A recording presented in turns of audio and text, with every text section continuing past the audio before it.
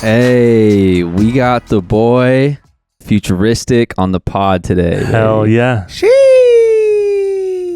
And we got, let's go, Stevie. We got some, cheers. We got some nice little caffeine. Feel me? Get us going. Feeling real nice. It's great to have you at camp, bro. Yeah, man. Yes, sir. Yes, sir. We've been talking about doing this for quite some time. Probably like a year and a half, 2 years, maybe. Yeah. It had been over that because we were all in the studio together at our spot a while ago and we were like, we got to do it. We got to do it. But that was before we even started working here. Was it? Yeah. Dang. We were doing just audio only back then, I think. Got you. Yeah, we did 100 episodes with just audio before we got the cameras involved. Oh, that's wild. Because we were so scared of people to see how ugly we really were. Yeah. I got a haircut yesterday. It's not really working out the way I hoped. So this would be a good one for audio right now. We'll just keep the camera on me and Stravers. You just sit under the table with your mic real quick, or just on the side. I need a hat or something. So I guess, there's going to be a bunch of people that already know who you are that listen to this, but for the fans of ours that maybe don't know who you are, do you want to give like a little shout out? Yeah, you know what I'm saying? It's your boy Futuristic, shmang shmang pow pow, as they say. Nah, they do say that. They do. Yeah, man, I've been doing this for a long time, rapping my entire life. You might know me from when things popped off in like 2015. But yeah, I'm rapper, entrepreneur, husband, father, just all around good human being, all the things. But yeah, busy guy, extremely busy guy. Yeah. Yeah, man. So, the first time I met you, I believe, was in your own house. You walked into a studio session. I got invited to a writing camp with Chris Rivers. Okay, yep. I think George invited me to that. Okay, yep. And you had walked in, and I was like, oh, shit, this is Futuristic Studio, huh? Yeah. Because I didn't really know. Got you. That's crazy. I'm pretty sure I didn't really know, but you walked in, I was like, oh, shit. I kind of remember that, but I kind of don't. I'm pretty sure that was the first time I met you. Was it like wild? Was there a lot of people there? It wasn't. That was the night I first met Osmond Benjamin too. Okay, yeah. Okay, I remember that. I do remember that. Yep. Yeah. Yes, sir. Yeah. But we kind of been linked ever since, and you just released your new album, bro. I did. Just released my new album called Ikigai. Ikigai. What does Ikigai come from? So Ikigai is basically, there's a lot of different ways to put it, but it's basically like your purpose, your reason for being, like the thing that wakes you up in the morning that keeps you happy, which in all actuality, it's kind of everything blended together. So a lot of times, when people talk about Ikigai, it's kind of like, basically it's, what do you love? What does the world need? And what can you make money on? And what can you help people with? Whatever that intersection point is, that's like your Ikigai. That's a dream. Yeah, you know what I'm saying? That is the dream. Yeah, your purpose. Yeah, that's your purpose. So, and it came from watching this documentary on Netflix called The Blue Zones. Yeah, I watched that. Okay, you watched it. Yeah. What's this about? Yeah, so I've never seen it. It's about places in the world where people live to be 100 more frequently than anywhere else. So the first place they went to was in Japan, and they talked about, why do people in this village in Japan, like the average age is like 102 type vibes.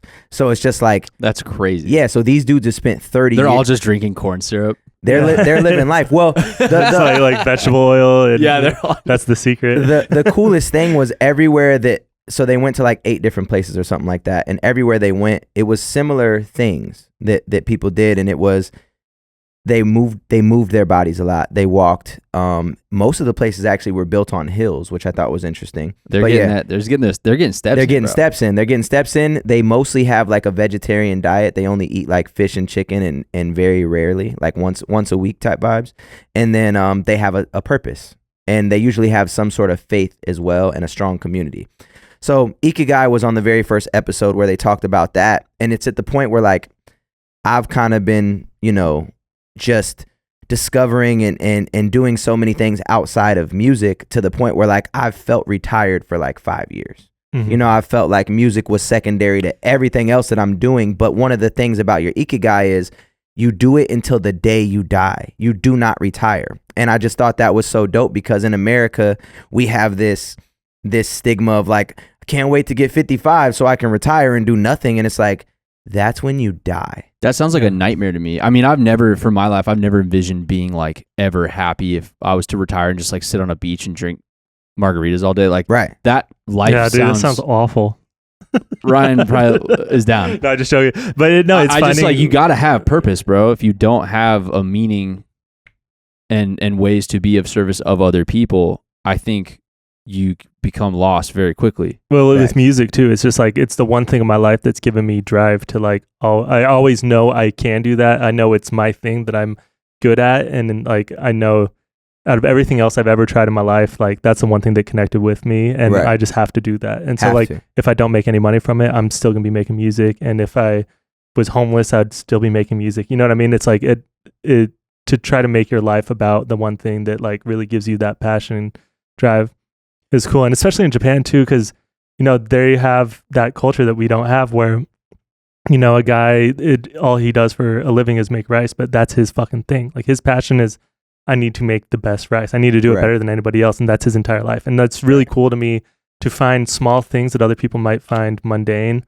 or, not necessarily exciting, but that is this guy's entire world is that one thing, and they do it better than anybody else. Facts. So let me ask you this. The last time me and you kind of spoke, it was like kind of months, maybe, I don't know, 6-7 months ago or something. Mm-hmm. And I remember you mentioning to me that too, that you felt like, I don't know if I'm really going to do the artist thing anymore as much. Like, I'm kind of focused on managing, the homies and like really trying to bring other people up, which I remember thinking that was really cool.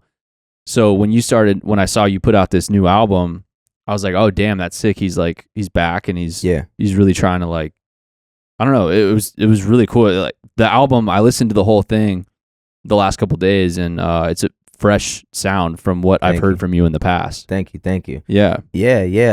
I think I'm just in a place where it's obviously music, but it's also, for me, this album feels bigger than music, and it's resonating bigger than music too. Like my DMs right now are flooded just with people that, are saying, I laughed, I cried, I'm inspired, I'm motivated, this album is exactly what I needed. Like you're giving me the push to do this and do that. And like, so being an artist, to me right now, like, and I think that's what it was, is like, I feel like I kind of fell off from being an artist because I felt like I didn't have a purpose with the music, right? Because when I popped off, I wasn't talking about nothing sometimes. And all my biggest stuff, I usually wasn't talking about nothing, Yeah. So making this project was like, it's literally me personified through the art.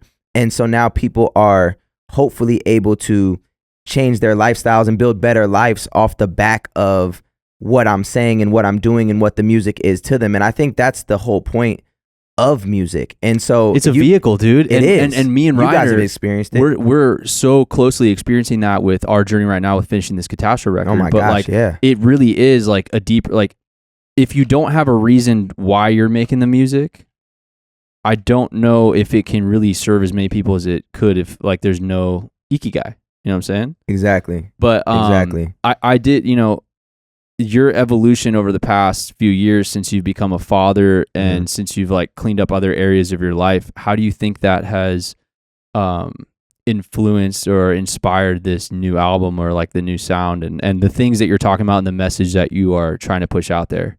I mean, that's all that it is, right? Like, I feel like I just been on a journey to be the best version of myself, and I've found all the things that, like, I've dug deeper, right? Like, like, oh, I do this thing and it's bad, right? Or I do this thing and it's bad. But like finding the why is like, why do I do that? And really just like also killing the ego that comes with so many things that you do, because that's a big part of it is like, yo, I do this, or I rap about this thing because I want to feel validated, or I want to brag about this, or I want to do this, or I drink because I'm actually this way, feeling this way, and I want to suppress it, or I want to, whatever the case may be. So all of the things that I've stopped doing has really been just to be A, a good husband, B, a good father, and C, just a great person for myself. And now it's to inspire others to do the same thing. So a lot of the things that I've done, I've done them publicly, from basically being a poster child of drinking and being a Ciroc boy to like being sober.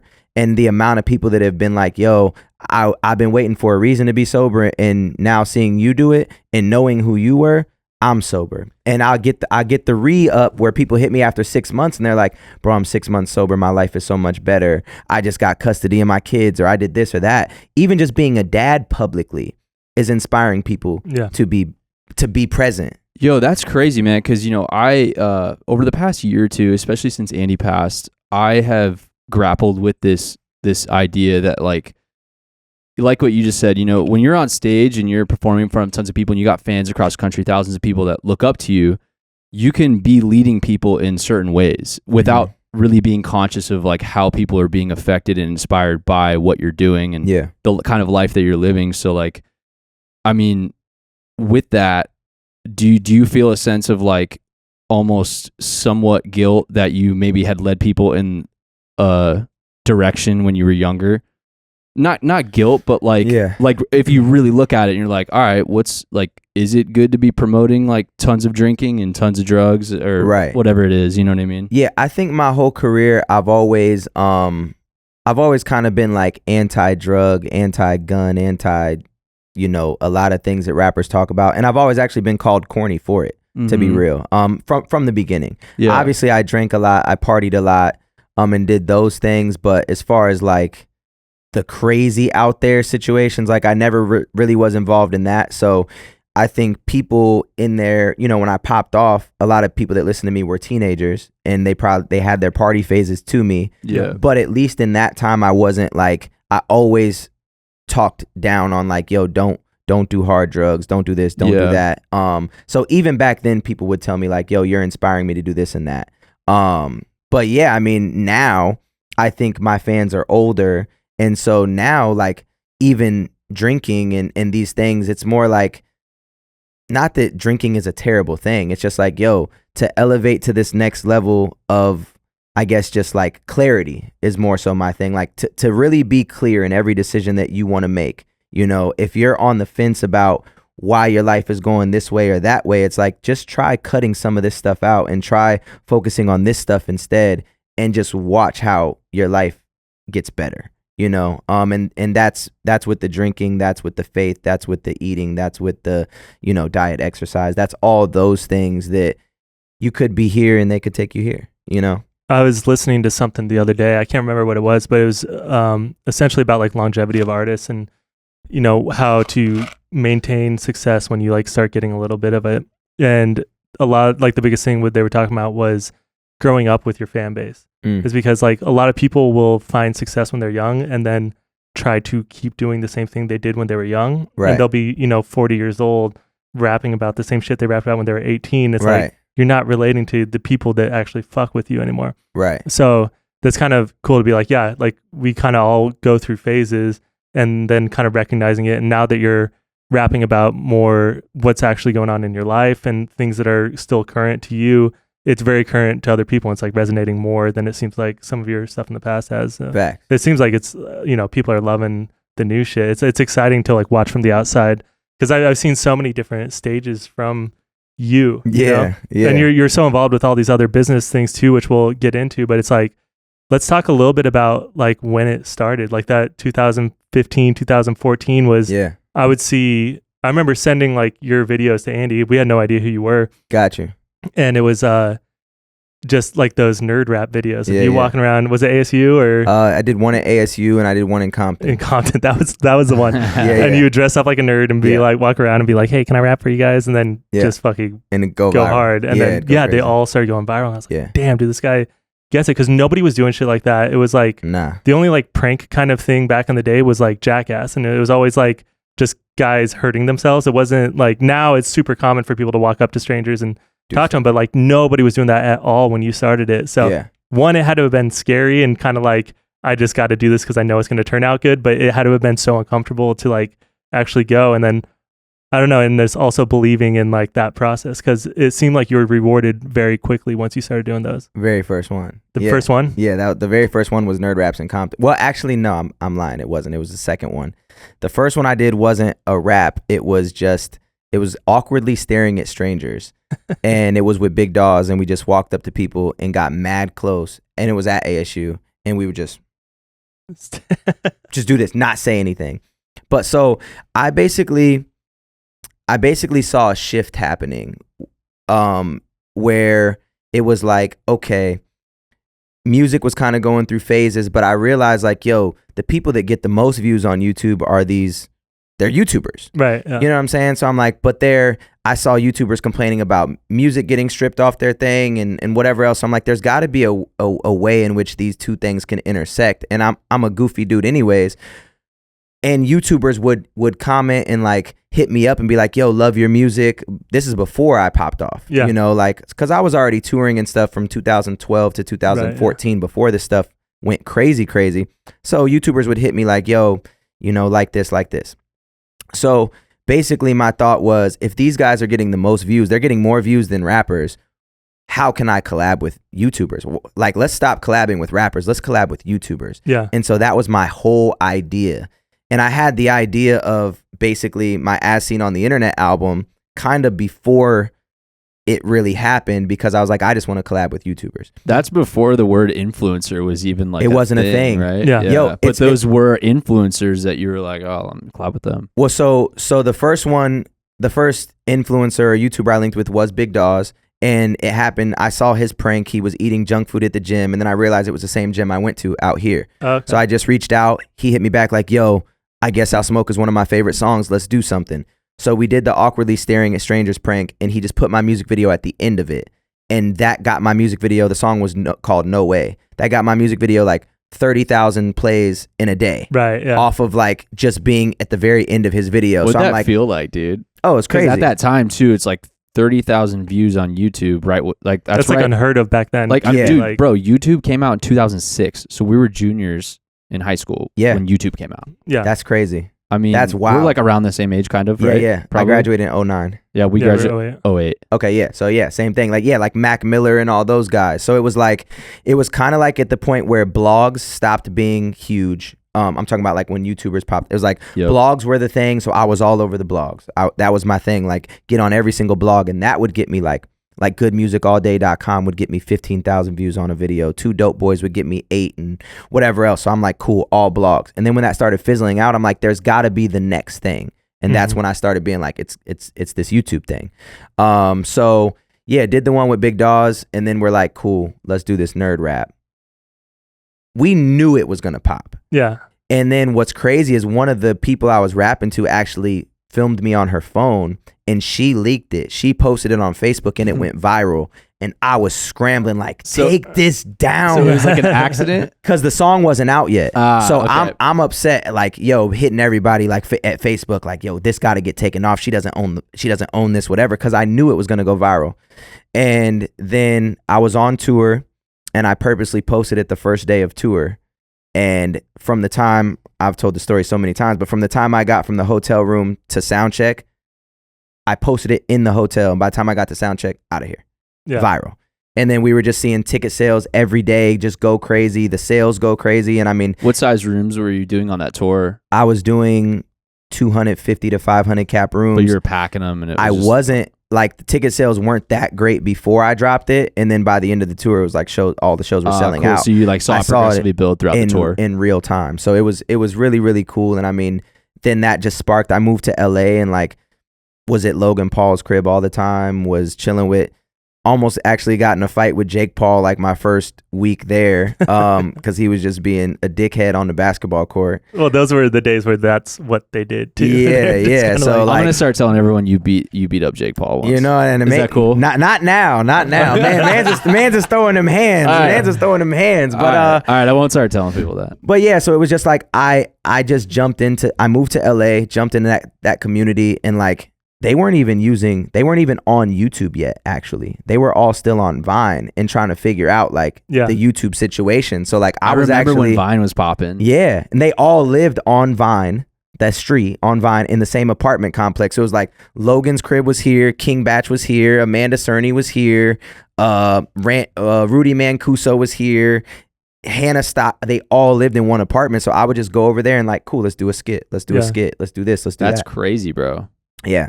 Logan actually asked me to be on the diss track about Jake Paul. I still have the text. That's awesome. And it was the day I was moving back to Arizona.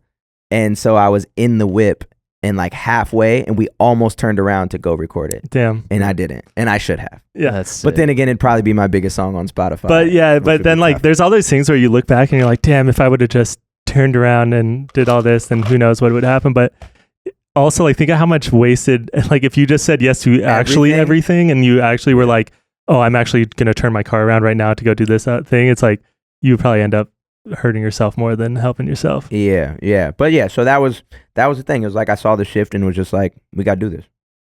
That's so dope. That's crazy. So you're doing the videos and your shows start selling out more. And then from there, it's just fucking grind and tour for years, right? Yeah. I mean, it was kind of already that, but then it was just like, okay, cool. It was just opening for everybody. Open. And then it was like really that 2-year span was so nuts because it was the prank dropped in March. I was already on tour. So yeah, tour, prank drops. Then I'm like, I got to hurry up and put out the album. So then we dropped the second prank. Sorry, real quick. How much music had you put out previously before this moment? As far as professionally, I had put out Dream Big, Chasing Down a Dream, TJ. So like 4 albums. Okay. I think it's important for people to hear that kind of stuff because like a lot of people have this perception of like, oh, you pop off and then you're good. Like I feel like a lot of younger artists don't realize like, oh, I'm just gonna I'm gonna put this song out and get big off TikTok. It's like, then what? Then everyone goes to your platform and you have 2 songs put out. Yep. And you have no like world that people can like see who you are. You know what I'm saying? So yeah, no, not to interrupt, but no, you're good. I tell people this. I tell every artist like, yo, you have 2 options in life, kind of you can go to school or you cannot. Yeah. You can be an entrepreneur or you can be an employee. And to be an employee that makes good money, you have to go to college for 4 years.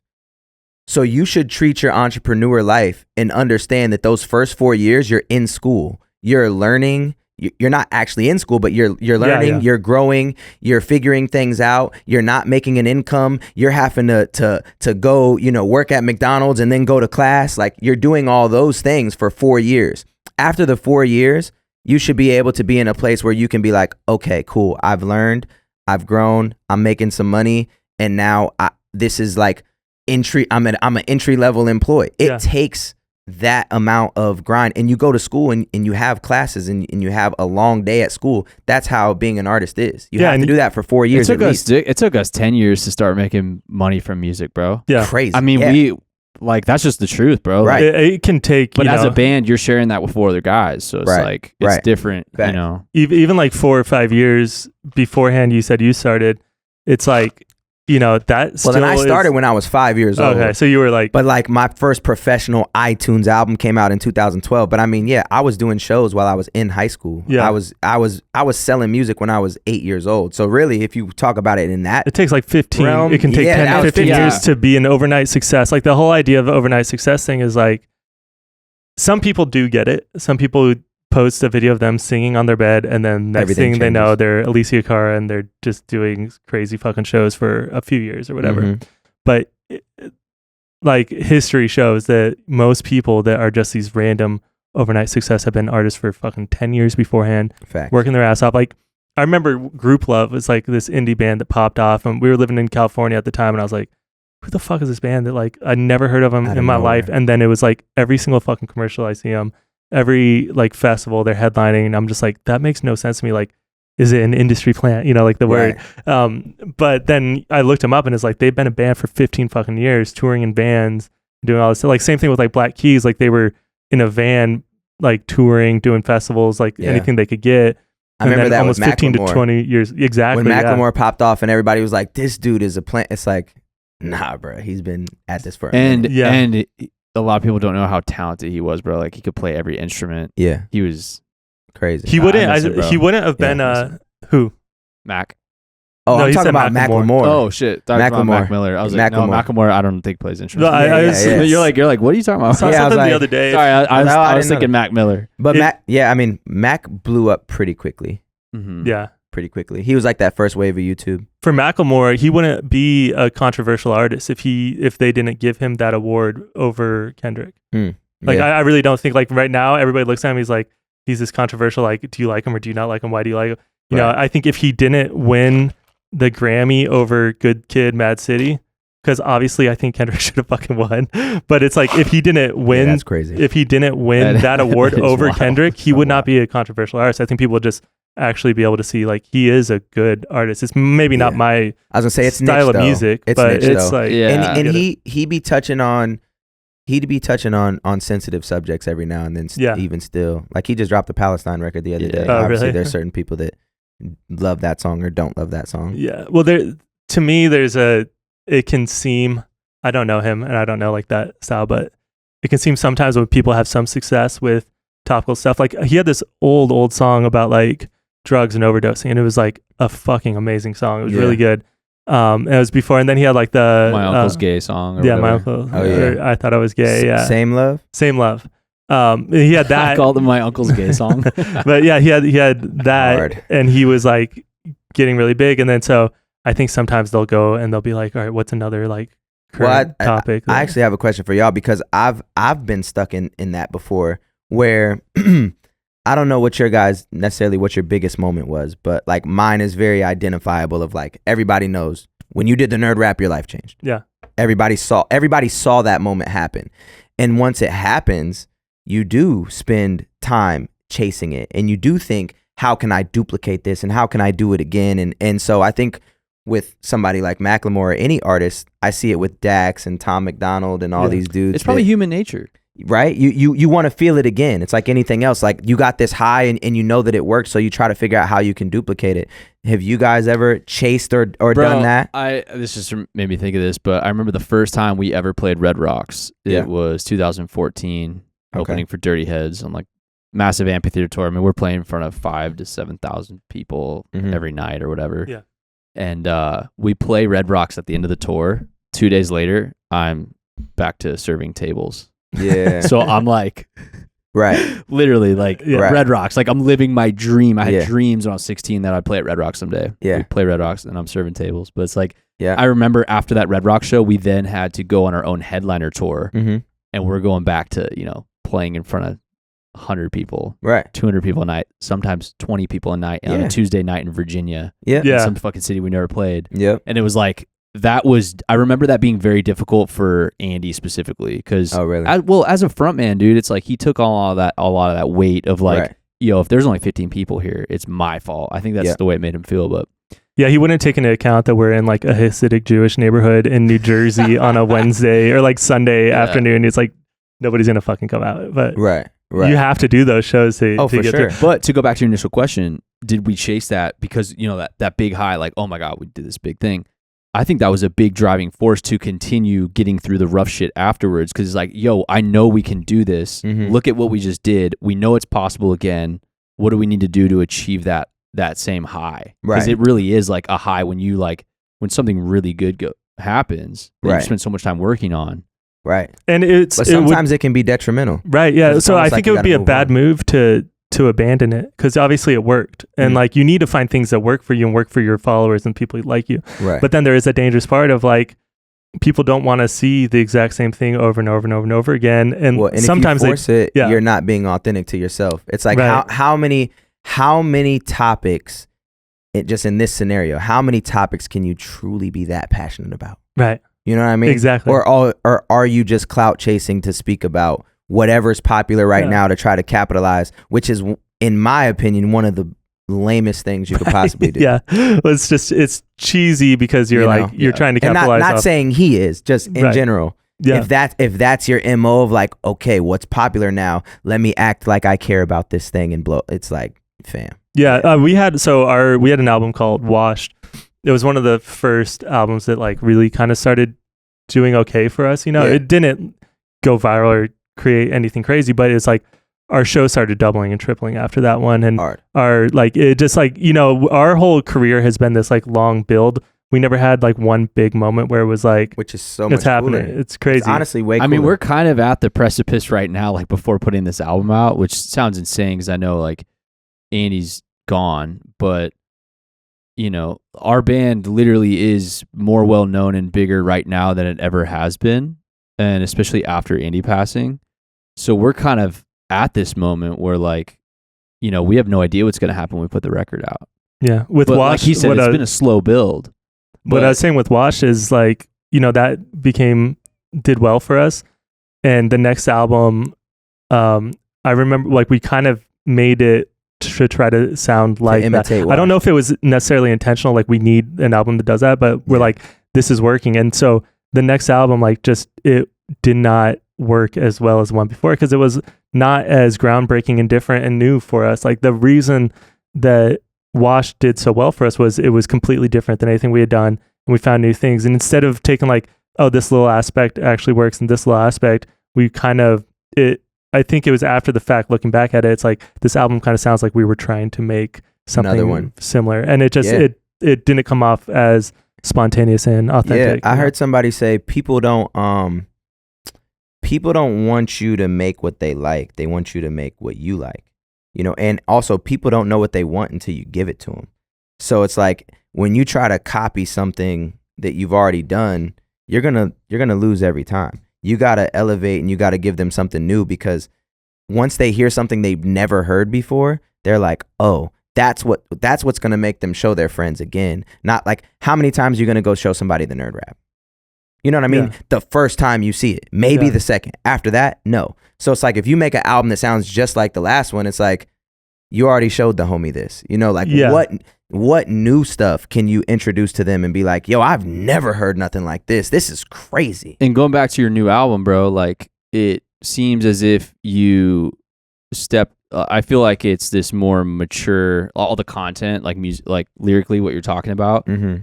It's very like mature and vulnerable kind of message with a lot of the lyrics and stuff. Like, for sure. I wrote a couple of things down because like listening to the album, there were a few things that stuck out to me, but you have a song called Clarity. Yeah. I've been searching for that might be my favorite song. Bro, the hook, I love the hook, but you say in the chorus, I've been searching for the clarity, I need a change, and I've been asking for forgiveness for all of my mistakes. Mm-hmm.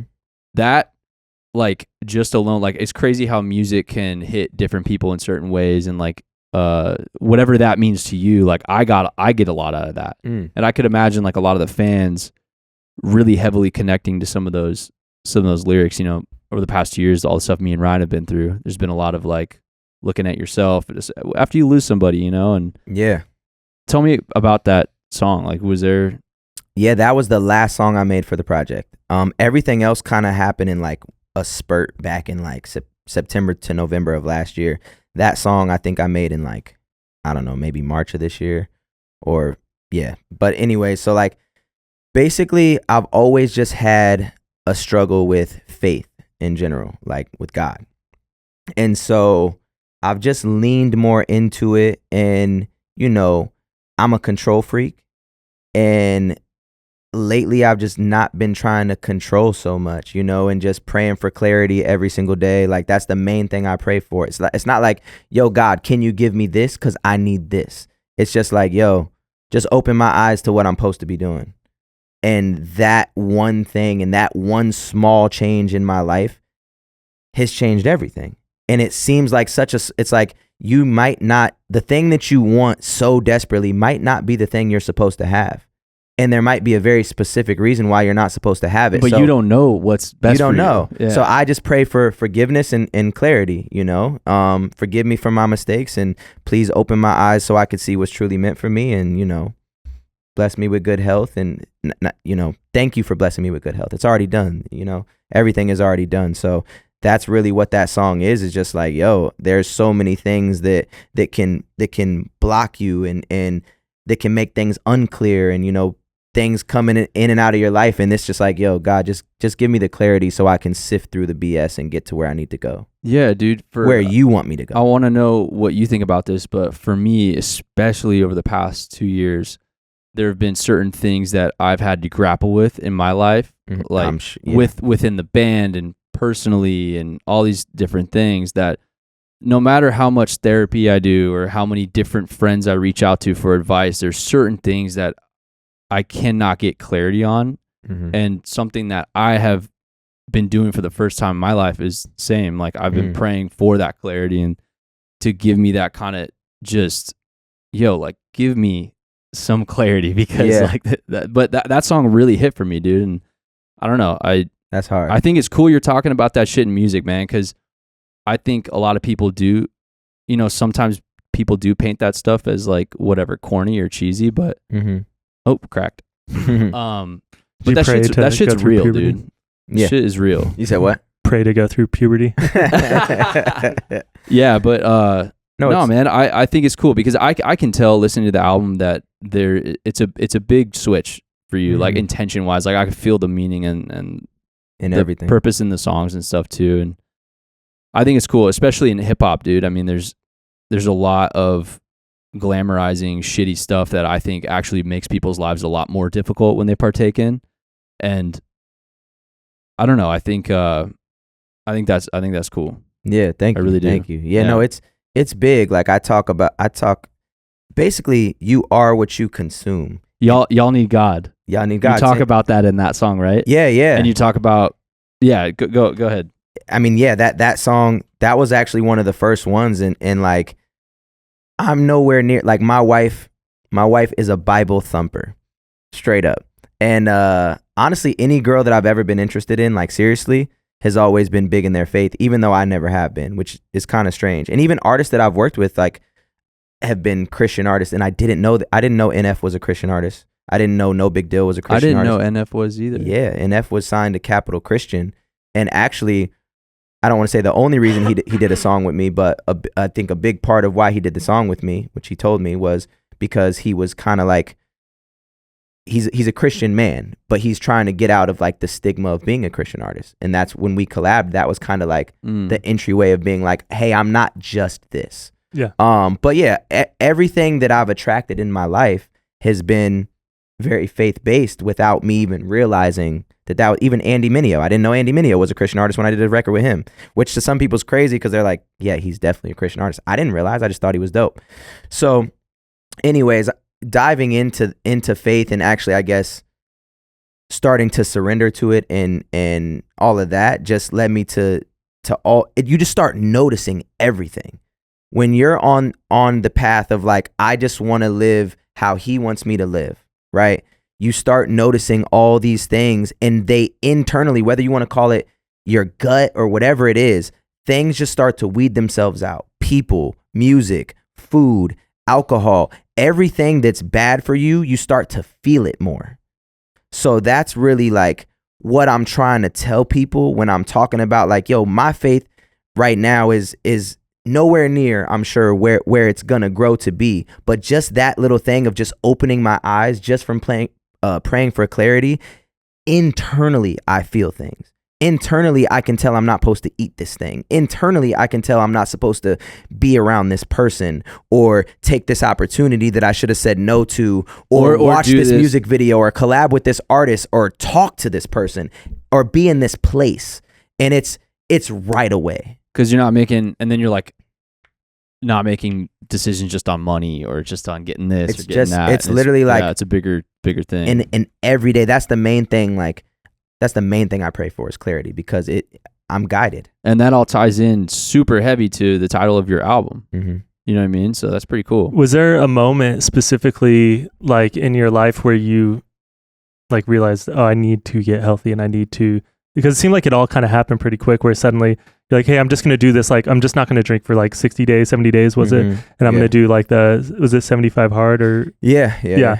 And, was there like a moment that kind of led you to be like, all right, it's time. I got to do it now or never, you know? It's weird. There's been, honestly, it's crazy. It's been like my whole life, to be real. Like, there's obviously different parts of it, but like just the faith journey. Like, I used to go to church with my neighbors, even though my mom and dad didn't go to church. I used to go to church with them, wanted to as a kid. And I think it was just the sense of community that my neighbors had, and I liked how their family moved, right? And then it was like, from that, there was all sorts of things that happened, which I talk about in the Y'all Need God song, that kind of steered me away from religion. Yeah. And from that point forward, I had like a grudge. I had a grudge towards God and all that. So like, if you talk about searching for it, I've been searching my whole life for where I'm at now and where I'm going. But so like, that was one thing. And then, you know, like marriage was this huge like hurdle. Yeah. And being faithful was this huge hurdle, because I grew up like knowing my pops was cheating on moms and knowing all this stuff. And like, kind of even like when I felt like he was doing it,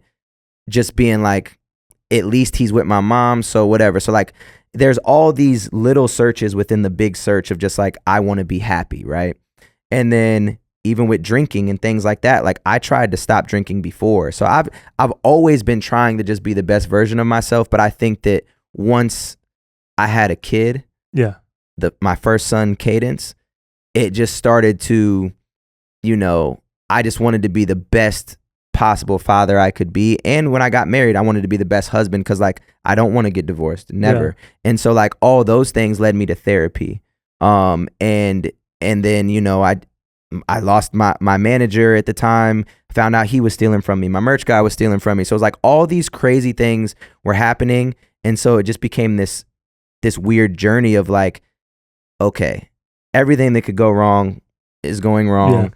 And how can I be at peace amidst chaos, which this industry can be chaos. So it was just a search for peace. And then if I had to say one moment when I decided to stop drinking, first I started praying. And that's when my body started to feel different as I was drinking. And then, you know, talking to my wife about it, she's like, you realize like that's a sign. Like you're praying for clarity. And although you're not like getting slapped in the face with it, your body is telling you you're starting to feel weird with drinking, which you never have. That's a sign. And so when I realized that, it was like, so every time I would drink, I'm talking about like a sip. Mm-hmm. Call it what you want, a sip. And I would be like, oh, I feel it. I feel off. Yeah. So that was happening. And then I had a show December 2nd of, I guess it was 21, 22, something like that. And weirdest thing ever, my childhood idol, which is, so he played football at the high school in the town I lived at and was a star football player, got a full ride scholarship. Sorry, not to interrupt, but where'd you grow up? Just to like paint the picture. Bloomington, Illinois. Okay. So yeah, in Bloomington, this guy, he was like the first dude I ever smoked a joint with when I was like 10. He was a rapper. He played football. All the girls wanted him. So growing up, that's who I wanted to be, was this guy. Shout out to James Wade. That's my guy. So anyways, I get booked for a show in Vegas. He now lives in Vegas and he opened up the show. And so it was crazy because him being the man, right? I had already had a drink of alcohol. I didn't feel right. He walks into the green room and we just sat down, and I didn't go on till like 1 o'clock that night. We just talked from like 8 o'clock until 1 in the morning. And he's now celibate, vegan, you know, doesn't drink. And he's, you know, 38, 39 years old or something like that, in the best shape of his life. And it's just like, that was the final sign I needed to like go sober, because he's doing it. And he was my idol growing up type situation. So that night, like I said, I had one drink and I was like, yo, I don't feel right. Talk to him. And since that night, I haven't drank. No, you said it's been like almost 2 years? Yeah, I think it's over a year and a half now. Yeah. That's awesome, man. Yeah. Which is crazy. And it doesn't feel like that. Like it's just regular now. What was the hardest thing about quitting at first? Because you weren't like a drink in the morning as soon as you wake up every day kind of drinker, or was it like on tour you would? No, even at home. Oh yeah. Like I couldn't go past 2 o'clock without having a drink. By 2 o'clock, my body would start to fiend for it. Yeah. So like, call it alcoholic. I don't know what you call it. But yeah. So it was like every day, whether I was on tour or I was at home, I was having my first drink at least by like 2 o'clock. Yeah. As far as the hardest part, that's really tough for me to say, because once I had the clarity, it wasn't hard. Yeah. I tried to do it before and I failed. 3 different times I tried to do 60 days sober, and I always would give up at like, first time I think I gave up like 20 days, then like 50 days the next 2 times or whatever. But this time it was very easy. I would say that if I had to say, it's you can have other things. Sometimes it's just the feeling of having a drink in your hand. Just like cigarette smokers, they're like, yo, I just have to have a cigarette. I definitely drink more coffee now than I did before. Yeah. Like I definitely do that.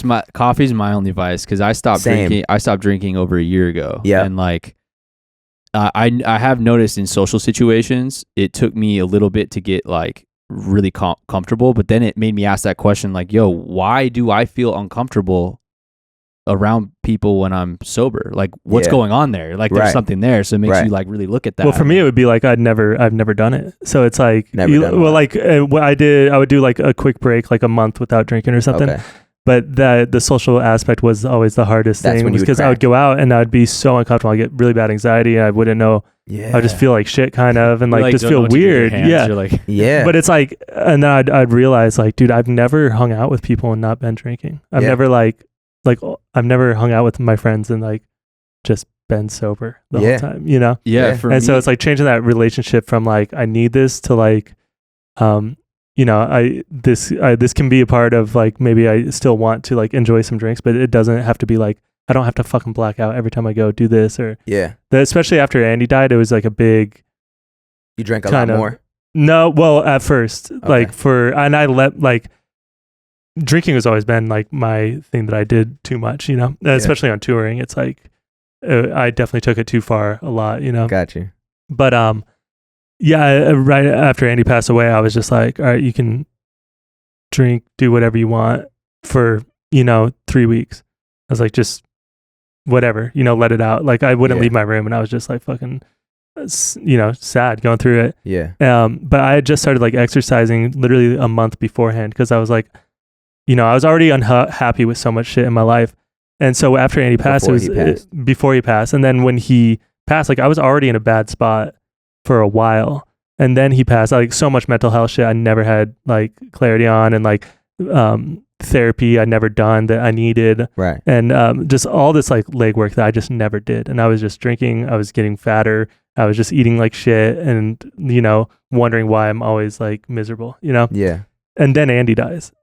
And so then it was just times like on 100. times 100. I was just like it doesn't matter, like nothing matters, because everything like I've worked for, I felt like was gone, and then like my best friend is gone, and like it was this whole like sad thing. But I gave myself 2 weeks. It's like, you stay in your room, don't talk to anybody, turn your phone off, whatever. And then I was like, I'm gonna at least go outside and work out, and it can be 10 minutes, but I just need to walk outside and then do this like on that 2 weeks. And so I did that, and then it was like that became like more of a habit. Was the start. And then like I finally got into therapy. I was like I was spending money like really dumb. Like it was definitely like mental like weird shit where I would just be like laying in bed and like I almost like ordered $1,000 worth of plants for no reason. I like, love that story. Like it was just like really like, because I wasn't thinking, I was like looking for anything to make me feel good because I felt like shit, you know what I mean? So it was like I was like wasting money that I shouldn't have, and like just spend like buying dumb things and all this stuff. And it was kind of like, I need to invest this money in like my mental health. So I found like a really good therapist that cost a ton of money, but it like was somebody who actually started, like it worked for me. So like I was doing that, and like I finally felt like, all right, I'm finally making myself like, I'm working out more, and I'm seeing the therapist and stuff. Right, and like I still have my dips. Like right now I haven't been like as active in all these things that I've been trying to change, but it's such a big move to be like, especially with Andy passing, you're just like the finality of life kind of thrown in your face like that. And I was just, all right, I'm so unhappy with so much in my life. I don't know if I died tomorrow, like would I be excited on where I was at when I left it? And it's like the answer was blatantly no. So it's like, if you don't start, then it's not going to fix itself. Right. Like more success isn't going to fix all this mental shit that I never dealt with my entire life. And like success more, almost nothing, which is the craziest shit in the world. Can I ask you this, bro? From when you started till now, what is your relationship with the word success, and what is that definition to you? Right now, literally, success is just happiness. That's the only thing. But even if you're to define that, like, what is happiness right now to you? You know what I'm saying? Like, what does that look like in your life? Happiness is just, dang, that's hard to explain what happiness even is. Happiness is peace, realistically. Like, if you ask me, happiness is peace. And peace for each person is different. It's, can I do the things that I love every day? Can I afford to do the things that I love every day? Can I be around the people I want to be around? And can I live up to my own standards? I think that that's a big part of why people are depressed. Sometimes is like the standards that maybe like when I am feeling down, it's because I'm not living up to my own standards. And I think that defining those standards are different at different points of your life. And maybe the standard at one point, I think that's why artists get so depressed too, because success is, I have to be this thing. I have to be so huge. I have to sell out Red Rocks. I have to do this. I got to get my streaming numbers to this. I gotta. Yeah. Right. But for me, it's like, it's the long race of like, and the fact that if my goal now is to be 100 years old and be healthy at 100, it doesn't matter how many records I sell. Like no amount of records that I sell is going to help me be 100 years old. So my definition of success is now different. It's I want to be happy and healthy and live to be 100 years old. So you can play with your kids forever. So I can play with my great grandkids, and like no amount of records I sell is going to do that. So it's just like, it's just kind of staying the course and living up to my own standards, and that's kind of, and having peace with giving it my all, and whatever I'm trying to pursue, giving it my all. That's my peace. Being the best husband, father, giving my all to the things that give me purpose, that's success. And that's my standard. And if I don't reach that standard, I feel off.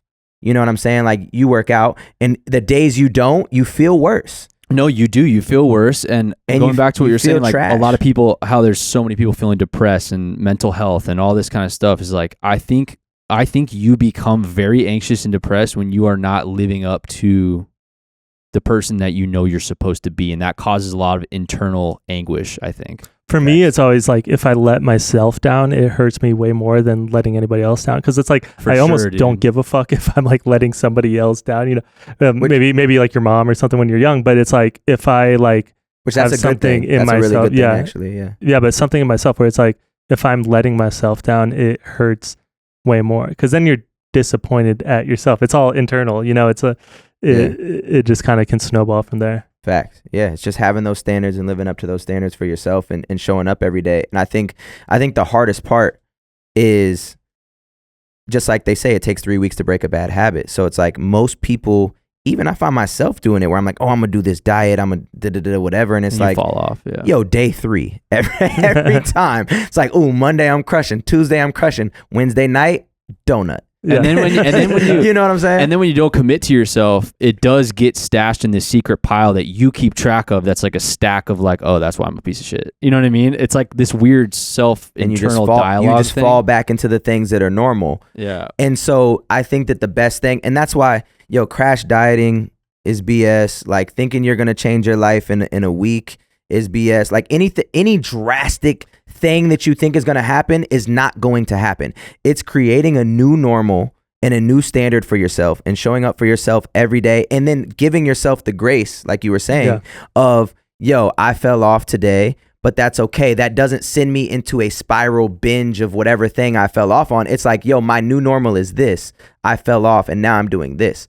Where the reverse is, everybody's normal is getting drunk, eating whatever, hooking up with whoever, doing however much, whatever you want to do. So it feels strange to now go work out, or it feels strange to have a healthy relationship with somebody. But if that's your normal, then you feel strange doing the other stuff. Mm-hmm. So it's just really creating a new normal for yourself that you can live up to, and once again, giving yourself grace when you fall off the wagon. And that's a hard thing too. I think I personally have trouble giving myself the grace. Because I think, I don't know, it's hard, bro. But something that has helped me, I think about this quite a bit, man. This is actually why I stopped drinking. Okay. I heard someone say that, like, behave in the way that the person you want to be, like, acts would behave. You know what I mean? Like, just every decision you're making, like, is that leading towards the direction of the person that you want to become? Yeah. And for me, drinking, like, there's a lot of people that can drink and like bounce back the next day, and like a lot of my friends drink, and I don't care if you drink or whatever. Do your thing.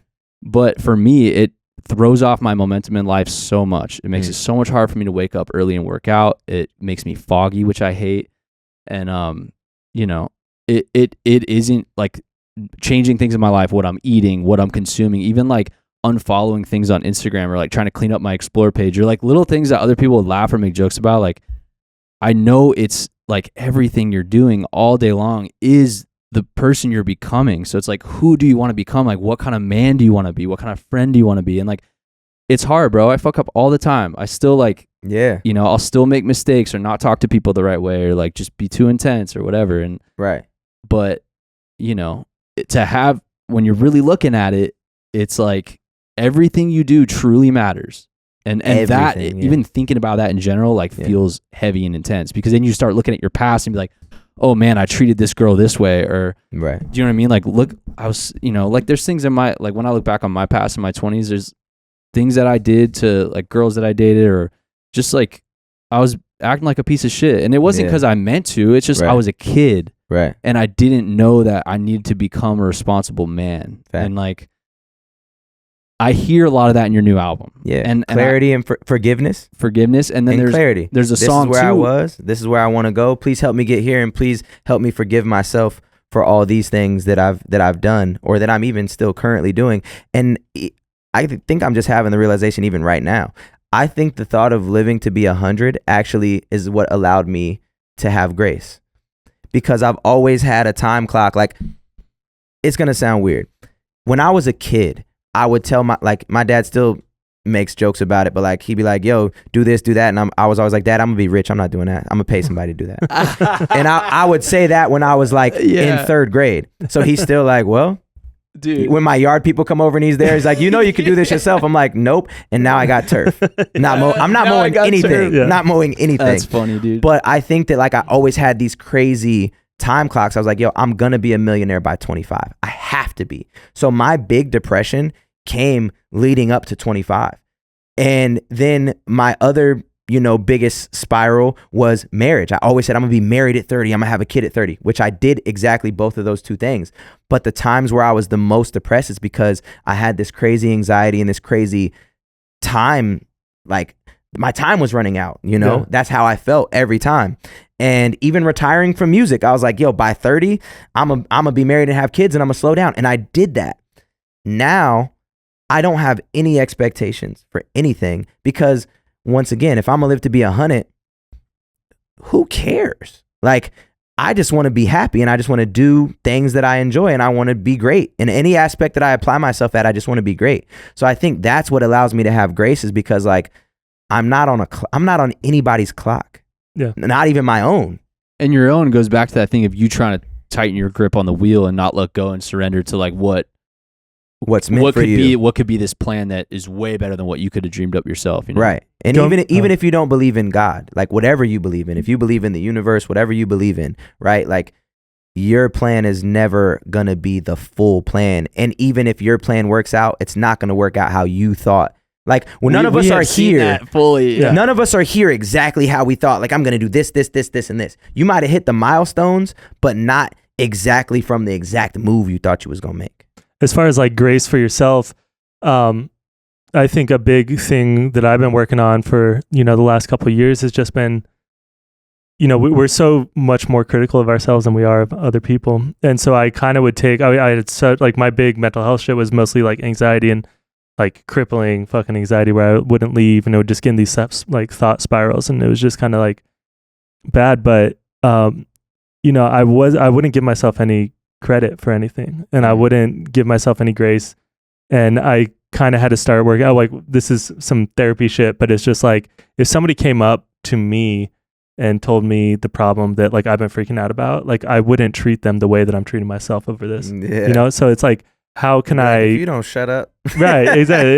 Well, It's it's so like, minuscule, but I wouldn't, like, if you were like, hey, this happened, I wouldn't go after you and just like push you to the fucking ground until you Right. couldn't fucking breathe anymore, which I do to myself. Right. Where it's like just one small thing can, like, I would fuck myself up over it for no reason, like forever. And so then it's you like, almost I don't want to speak for you, but it's almost like you want to behave a certain way. yeah, Then you don't. So Yeah. you're already mad at you, and then you hate yourself for not behaving. It's a the way that cycle. it's this crazy vicious cycle.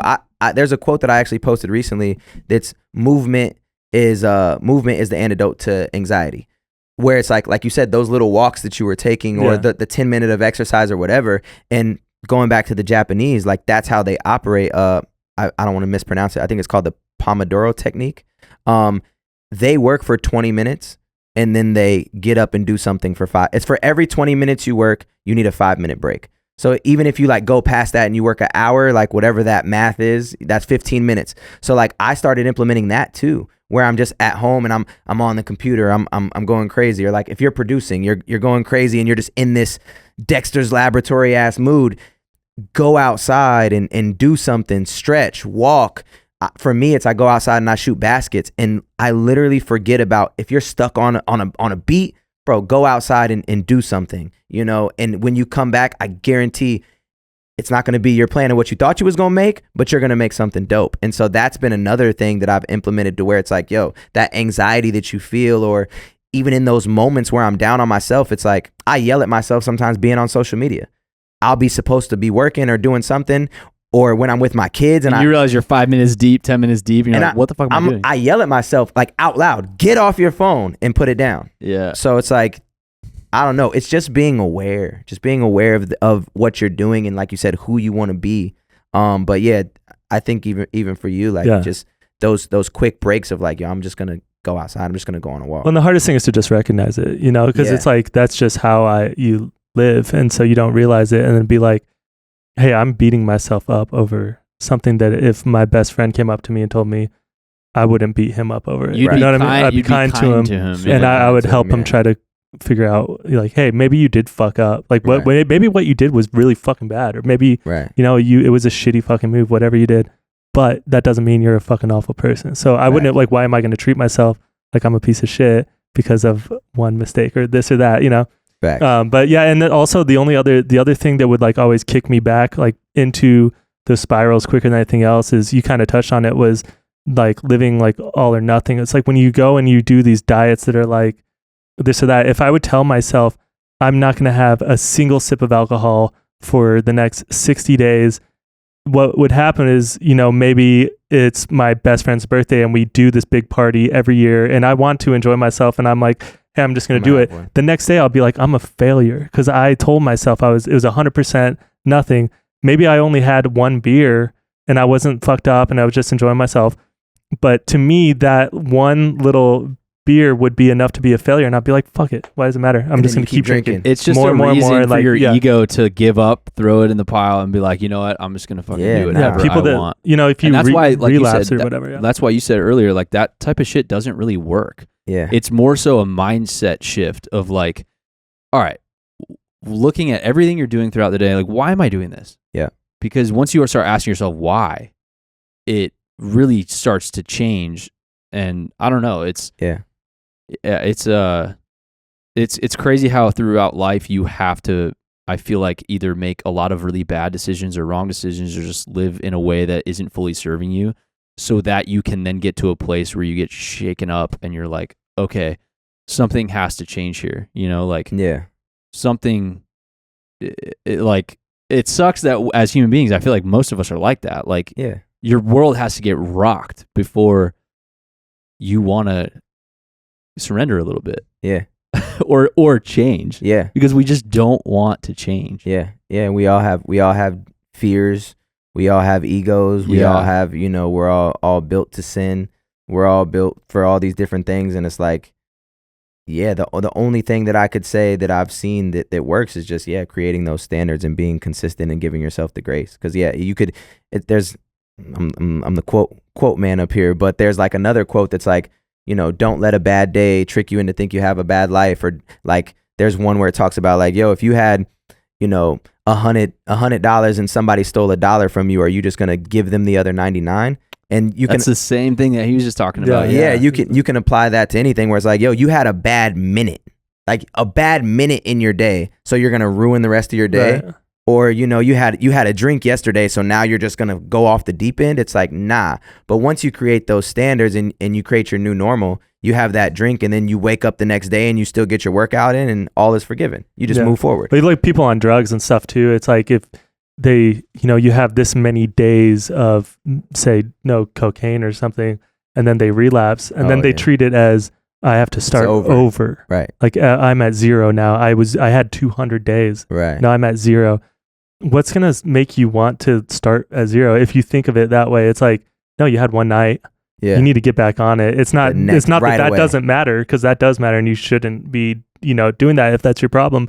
But it's like that whole all or nothing thing. Like I would do it with exercise all the time, where I'd be like, oh, I'm exercising. I'd get like super motivated about it. And then I'd go, I'm doing this every day for however long. And then you miss a day or you get sick or something. You hurt your shoulder. Right now, that's what I'm going through. But like you hurt yourself or whatever. And then it's like you take a couple days off and you're just like get immediately back into the easy, comfortable, you know, routines that you get into. But facts. Yeah. Changing your routine. Yeah. Facts. That's real. It's kind of almost like thinking of it that way. Like if you're 200 days sober, you're 200-0. Your record is 200-0. Yeah. So if you go 201, you still have a great record. Yeah. But if you fall off the deep end and go the next year and do it every day, now you're 200 and 365. Yeah. It's like, nah, keep your record good. Yeah. Yeah. That's crazy. It Yeah. is funny how like we are almost like programmed to think that way though. It is really weird. It's almost all or like we nothing. don't look at things like that in our life like that at all. You know, it's like Yeah. it's so easy for us to get consumed by negativity versus like, oh, like how positive could this be? Like how, like even when, and I do this too. Like when I got this stressful stuff coming up or that stuff we know we have to do in the future, like it's easy to think about all the things that could go wrong versus thinking about all the how beautiful it could be, like how epic could this be, how like perfect could this actually turn Mhm. out, you know what I mean? Yeah. Because I think, and as human beings, I think it's natural because you're trying to weed out you're trying to keep yourself safe, Yeah. but it can sometimes rob you of dreaming and like manifesting really beautiful shit in life. Right. Right. You know? Yeah. I mean, I'm gonna start using that term. The all or nothing mindset is a terrible one. Yeah. Yeah. That's an all or nothing mindset. It's super terrible. Yeah. Because I'm like that. Because For you're going to sure. end up with nothing. Like every time, you Every know, time. you're not always going to be, you know, you work out every single day. There's going to be a day where you can't. Like, Right. you know, there's going to be a day where you're too hurt. And if you worked out, it would actually hurt you more. So that's and it David would like, Goggins, or- bro. Yeah. But like, We'll get Goggins He's about on the to run pod, through the bro. door. Shut up, bitch. You go in- Get up and do some push-ups. But yeah, right Stay now. hard, motherfucker. Right. but yeah, it's like that. Like there's always going to be a day. So if you let that, then your disappointment in that like will grow to a big thing. But Instead of Crazy. being like, you know what, today sucked. I had a bad day today, but tomorrow is a new day, and I'll Facts. feel better tomorrow. Yeah. Super, it's really hard to zoom out of your life and not feel like where you are at in your moment right now is the rest of your life. Like if something bad happens, you lose a bunch of money or you know, whatever happens right there, it's really hard not to be like, oh, my life sucks now. Where it's Right. like, dude, your life's been really good. It's like, it's going to be harder now probably for a little bit, but it's like, it's was hard not the before. end. You know, this isn't like where you're at right now is not where you are forever. You're not Yeah. like, you know, sentenced to your situation right now. Fact. But No. anyways, man, everybody go and listen to Ikigai. Do you have a tour coming up? You want to plug that? Oh yeah, I do have a tour coming up, nationwide tour. It's like, I don't know, 27, 28, 29 shows, something like that. Oh, damn. Yeah, so Ikigai tour starts 2 weeks from today, which is insane. Where you Yeah. start? Where you starting? LA. Starting LA, and in Arizona. Are you going to the East Coast? Everywhere, yeah. Sick. Full national tour. Yeah. Dope, dude. All the markets. I think Sick. there's only like, I think it's a 33-day tour, and I think we only have like 4 or 5 off days. Are there any artists on the whole tour with you? Or are you kind Gremlin. of like different? My guy Gremlin is on the whole tour with me, as direct support. Sick. Yeah. Nice. You doing local support for some of them? Am I doing local? Yeah, I'm Yeah. doing local support for some of them. And then 2 of them, one of them's a Christian music fest, which is crazy. It's like the dopest rap Christian fest, which is wild that I'm on that. Super cool though. And then 2 of the shows are with Prof. Nice. And then I have like That's so funny going from a Christian fest to then a prop show. Right. Well, that's one other thing that I'll say too, because even talk about like the all or nothing, right? Yeah. Because my whole life is kind of a brand and has been my whole life has been a brand because I'm so open with what I do, right? Mm-hmm. So even that, like when I started, you know, having faith and I made songs like Clarity and Y'all Need God, you know, one of the first thoughts, the all or nothing was like, well, do I just go away? Do I just be a Christian artist? Yeah. And it's like, no, I don't. I just talk about the things that are real to me. And one of the things that I realized with opening the Prof tour was even talking, because I talked about these things on stage in front of Prof fans, and that was the best part of the show. Sick. And there would be people that would. I saw more fans cry at the Prof show from my message than any other tour I've ever done. I'm talking about, I could look out when I'm doing the end of Ikigai, the intro track, when I'm doing that, 13, 14, 15 people crying That's so sick. every bro. night. And then Yeah. when I'm meeting everybody after the show, that's what they came to talk about, was your message, and me talking about sobriety and all those things on stage was the thing that they actually connected to. So even in an environment where you would think like, nah, this doesn't fit, being the true authentic me and just being like, no matter what, I'm being myself. I don't care if everybody in the crowd is wasted. I'm going to talk about how I'm sober. I'm going to talk about how I'm a husband, a father, and I'm going to talk about my faith. And all of those things resonated with that audience so much that was the main thing that they held on to, which just led me to be like, yo, you don't have to go try to fit in anywhere. You just be yourself in front of anyone and everyone, and who it's supposed to resonate with, it will. And what's crazy is that message is actually more impactful to those people than it is to a Christian audience, because they're already there. Yeah. These people needed that message that night. These people already live it. So it kind of gave me a new sense of purpose too, where it's like, don't try to go over here and do the all or nothing thing. Because then you could be leaving a lot of people behind. Yeah. Help everybody in your Ikigai, you know? So that's interesting. Yeah. Yeah, it was, I know it was exactly really what you're saying, eye-opening. though. It's just like, yeah. Yeah. That's crazy. Hell yeah, man. Well, this was a lot of fun. We got to have you back because there's so Back. much more to you than even what we just kind of tapped into with For all the sure. other businesses and stuff and our history of working together on music. But Yeah, there's I so much thi- we didn't dive into. yeah, but I think we should have you back soon. It'll For be sure. fun, Yeah, man. yeah. All Good luck day. on that tour. I'm Yes, stoked sir. for you, bro. Thank you, man. Yeah, Thank thanks for coming to camp, dog. you. Yes, sir. Let's go. Appreciate y'all. Go listen to his new album, man. Sheesh. Fire.